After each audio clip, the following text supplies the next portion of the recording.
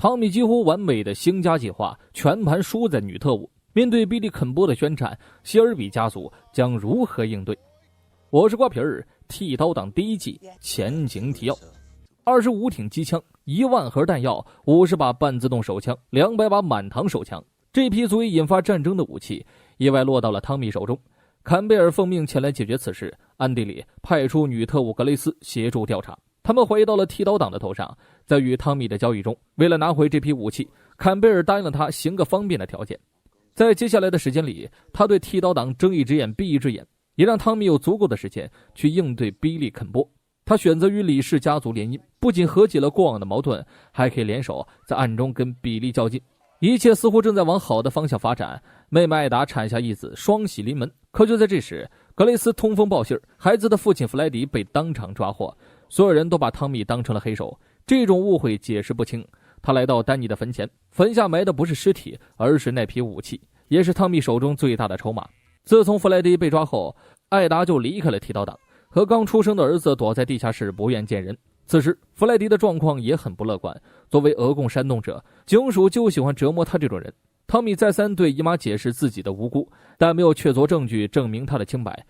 波利是不会相信的。汤米是无信仰者，发誓没有任何意义。他从没有想过内鬼是自己心爱的女人格雷斯，也没往那方面想。自从格雷斯当上经纪人以来，剃刀党的一切琐事都有了规矩，这是向合法化迈出了一大步。汤米标注了一颗黑星，他告诉格雷斯，黑星上的那天就是除掉比利肯波的那天。这个秘密只有他们2个人知道。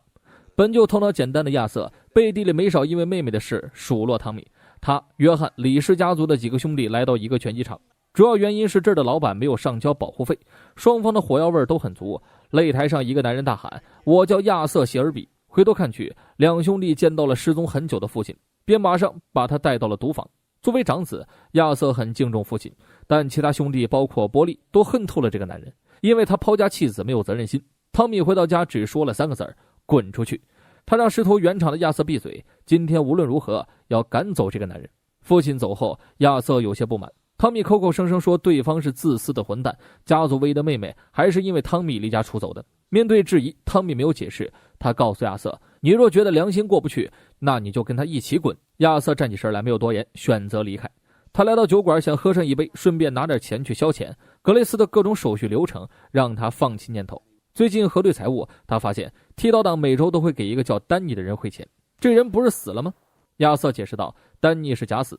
汤米派他到伦敦打探情报去了。这么一说，墓地下方没有尸体？格雷斯对亚瑟说出了质疑，可这次亚瑟没有透露。女人来到坟头观望，心里的猜疑越来越大。亚瑟这边找上了父亲，他认为血浓于水，没有什么死仇，不必搞分裂。父亲跟他讲起了自己的经历，战后他逃到了美国，在那里见识了更广阔的世界，接触到了赌场和酒店这些行业。父亲觉得这差事一本万利，还拿出一份自己编写的经营方式给亚瑟画起了大饼。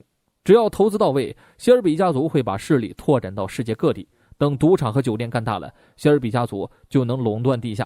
亚瑟一听就激动了，甚至幻想起了未来的日子。他决定大干一票，让汤米好好看看自己并非一无是处，自己也是有商业头脑的奇才。父亲适当的用汤米来激将亚瑟，后者当即决定偷钱。父子俩提前庆祝，上擂台打了一场。常年打拳的父亲轻轻松松虐了亚瑟，这打出了感情。酒馆内，一名爱尔兰人找上了汤米，他叫伯恩，是爱尔兰共和军成员，是之前汤米委托丹尼叫来的谈判员。几个月前，伯恩一个朋友来和剃刀党谈生意，但没几天就惨死街头。至于这件事到底和剃刀党有没有关系，伯恩无法确认，但他此行还是为了之前的生意。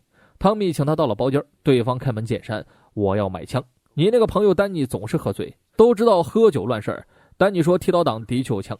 汤米点了一根烟，调侃对方连酒蒙子都信。伯恩很快就搬出了其他证据，他们在兵工厂和警署的眼线都说过武器在剃刀党手里。这次汤米没有回答，静等对方后话。伯恩马上改成威胁态度，若是不把武器交出来，爱尔兰共和军会杀光剃刀党成员。作为一众极端分子，这句威胁绝对不是吹牛。汤米也意识到了这点，他淡定坦白了一件事，武器就在我手里，也该卖掉这烫手山芋了，得是个好价钱。转眼汤米见了坎贝尔，后者认出了伯恩的身份，是共和军里的一个旅长，算是条大鱼了。汤米打算跟坎贝尔合作，他负责设局抓住伯恩，但警方必须暗中帮忙。而坎贝尔只需要负责散播消息，剃刀党与此事无关，是一个一举两得的交易。抓住伯恩，坎贝尔还有望升职，说不定还能拿到国王勋章。I will have your initials engraved on the backside. My initials on your backside. 汤米想知道是谁出卖的弗莱迪，坎贝尔却说了句：“不正是你吗？”夜里，亚瑟偷了500英镑巨款给了父亲，相约周5在拳击场见面，届时会一起坐船前往美国。按照约定，伯恩也会在今夜来酒馆交易。汤米清楚爱尔兰人没有信用，一定会杀人灭口，所以他把上好膛的手枪给了格雷斯，让他在那之前现身掌控局面，并让格雷斯切记不要主动开枪，警方要的是活人。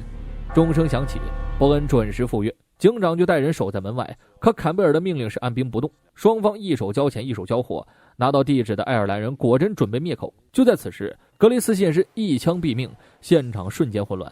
汤米与伯恩扭打在一起，对方显然训练有素，格雷斯找不到再次开枪的机会，被顺带打晕。汤米也让伯恩死死捂住了头。警方没有按照交易现身帮忙，就在汤米即将窒息时，他回想起了被遗弃的那段时间，求生欲瞬间拉满，几个肘击狂轰伯恩的卵蛋，反身将其压在身下，用水桶砸烂了伯恩的脑袋，直到对方咽气儿才停手。这跟预想的截然不同，汤米拉起受惊的格雷斯，指责他乱开枪，但想到格雷斯是因为害怕才这样，汤米没有再说话。从鬼门关走了一遭，他们抱在一起，警方这才及时赶到。好在他们完成了交易的另一边，就让剃刀党与此事无关。汤米这才把格雷斯送回了家，一根香烟两人换着抽，不间断的烟雾就像他们无法冷静的心情。一大清早，格雷斯就叫来了坎贝尔。昨晚的突发行动他没有收到任何通知，坎贝尔也没有想到格雷斯会参与其中，但凡知道都不会让警长坐视不管。话锋一转，坎贝尔问起了昨晚他和汤米拥抱的场景，他关心的点让格雷斯很无语。正如之前所说，沾过血的双手将不再干净。格雷斯从第一次枪杀爱尔兰人开始就已经没有了回头路，但这些经历也让他改变了心境。格雷斯不想再因为复仇而去执行任务，他已经知道了武器的位置，找回武器后他会离开，并且让坎贝尔保证不去针对汤米。总督的表情很不自然，格雷斯和汤米的感情让他起了杀意，但表面上还是应了下来。格雷斯这才放心告诉他，武器就在丹尼的墓下。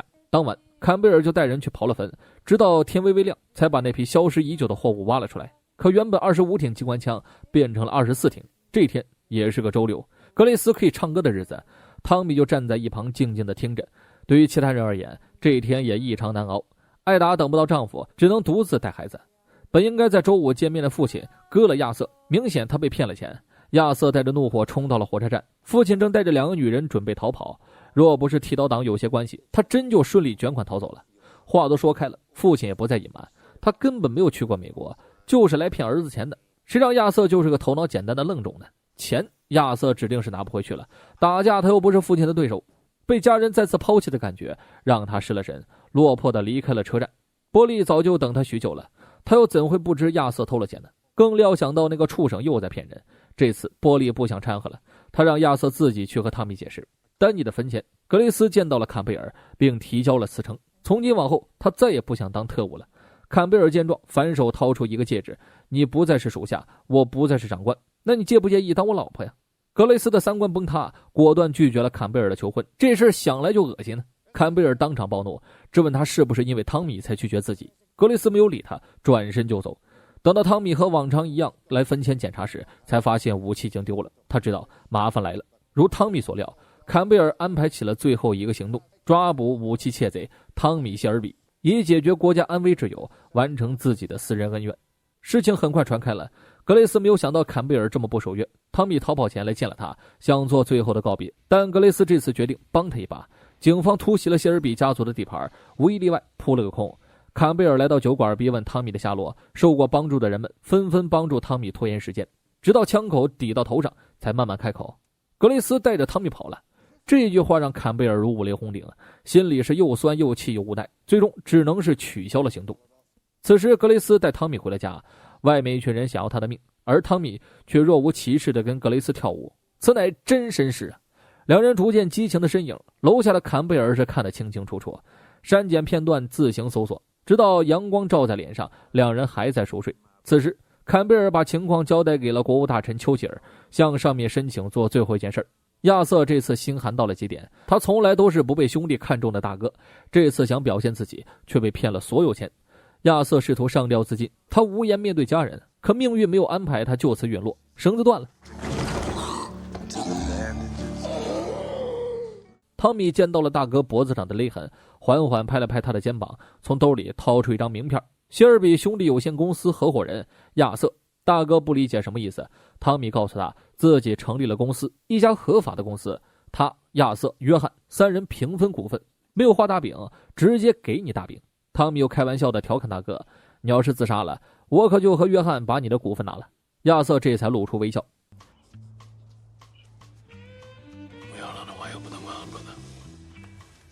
任谁也没有想到，坎贝尔悄悄找了个姑娘，堂堂总督干出如此危急之事，他的暴力让女孩受了伤，老板也在一怒之下禀报了剃刀党。汤米在坎贝尔提裤子前进了屋，戏谑的眼神让坎贝尔下不来台，后者强行镇定，告诉汤米别得意，今晚你会心碎的，像我们这样的人注定孤独。坎贝尔让警长见了格雷斯。骂完，警长转身离开，纸条上写满了坎贝尔对格雷斯的失望。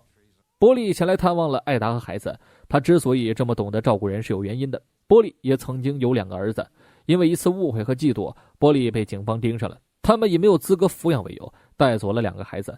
也正是从那天起，汤米变得很辣，发誓绝不让人欺负自己的家人，只有你狠，别人才怕你。波利想借这件事告诉艾达，汤米绝对不会伤害家人，也希望艾达能够原谅他的哥哥，因为弗莱迪的事情另有隐情。今天是黑星标记日，意味着剃刀党将除掉比利肯波。汤米召集了所有家人，把床上的约翰拉了起来，聚在一起。有了李氏家族的势力，他们正逐渐把业务变得合法化。除掉比利之后，将无人阻挡剃刀党发展赌马。这场家庭会议，艾达也参加了。所有兄长把小婴儿视为了掌中宝。会议以汤米和艾达的拥抱作为结束。这次的突袭计划少不了一个人，弗莱迪正在被押送到其他监狱，半路遭到了丹尼的阻拦，而丹尼手中正是丢失的那挺机关枪。汤米的计划顺利劫走了弗莱迪。此时，这群西装暴徒整齐划一，全体来到酒馆畅饮。汤米有意让格雷斯成为谢尔比家族成员，但要等到除掉比利之后。格雷斯把他拉到包间，表示自己要离开伯明翰了。他始终无法勇敢地告诉汤米自己的身份，这层窗户纸一旦捅破，将万劫不复。坎贝尔没有闲着，他来参见了国务大臣丘吉尔，授勋的肯定的奖励。见面更主要的原因是为了之前那句最后一件事。坎贝尔想要让比利和汤米狗咬狗。很快，一个消息传到汤米耳朵里，比利带着2车人即将抵达伯明翰。显然，剃刀党的突袭计划被人告密了。汤米连忙让家里的女人躲起来，直到今天之前，突袭计划只有自己和格雷斯知道，出卖他的人只能是格雷斯。这件事情让波利很愤怒，他无法接受家人被利用感情欺骗。姨妈找上了格雷斯，言语之间虽然和善，但台词之下尽是威胁，使得格雷斯掏出手枪自保家门。波利什么场面没见过，他很轻松地串联起了这些日子的情况，用女人的方式解决这次问题。姨妈点了根烟，询问他是否爱上了汤米，得到是的答案后表示惋惜。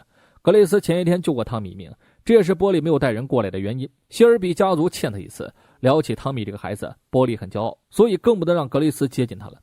波利表情突然变冷，警告他滚出伯明翰，否则下次见面就会杀了格雷斯。汤米这边很快整理了状态，这次警方告了密，自然也不会维持治安，他们要用剃刀党的方式解决战斗。人数虽然不如对方多，但个顶个都是真男人，就连信奉上帝的贾马尔都扛起了他娘的枪杆了。汤米转告众人，不论谢尔比家族的谁死在战场上，都要葬在一起。另一边，警长对坎贝尔的行为很不解，为何要纵容黑帮火拼而不管不问？起初他以为坎贝尔来到伯明翰是为了和平，如今看来也没什么改变。大战前10分钟，汤米在酒馆喝了一杯，哈利告诉他，伯明翰每个人都希望你能赢，虽然你是个坏人，但你只能是我们的坏人。汤米还难以接受出卖自己的是格雷斯，但战争不会给他时间。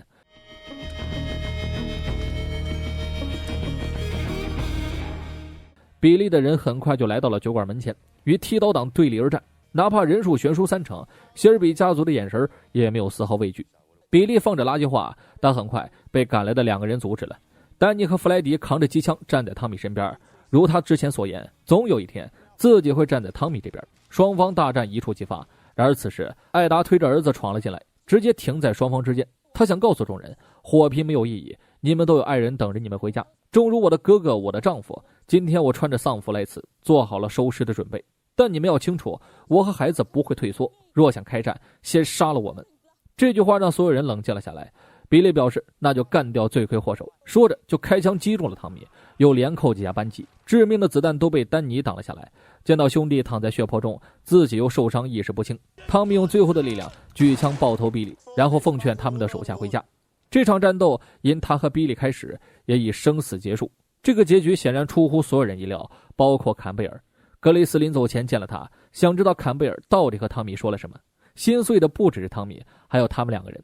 汤米忍痛取出了子弹，看着丹尼的尸体，所有人都流泪了。这一次终于可以把他埋进早就挖好的坟墓里。送走丹尼的遗体，汤米站在街上迟迟没有离开。他来到了格雷斯的家，格雷斯希望汤米跟自己一起离开。汤米没有给出回答。爱情来得快，散得快，从此成为两路人。剃刀党和李氏家族接了比利的势力，远比计划的还要顺利。如今希尔比兄弟有限公司成了第3大赌马公司，作为剃刀党的老大，这值得庆祝。心爱之人的背叛，作为男人，这的确惋惜。汤米自己写了封信给格雷斯，可惜后者再也看不到了。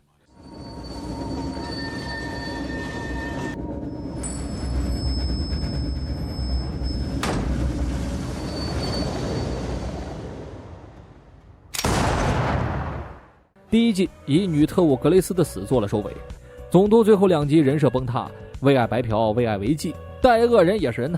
从头到尾，汤米也只是失策了一件事，那就是感情，这也让这个角色更加有人性。一路无敌那叫爽文，从一开始投靠比利，到现在取代比利，这只是第一季的开胃菜，后续真大佬的出现以及汤老师强势加盟，才是剃刀党真正的开始。我是瓜皮儿，第2季见。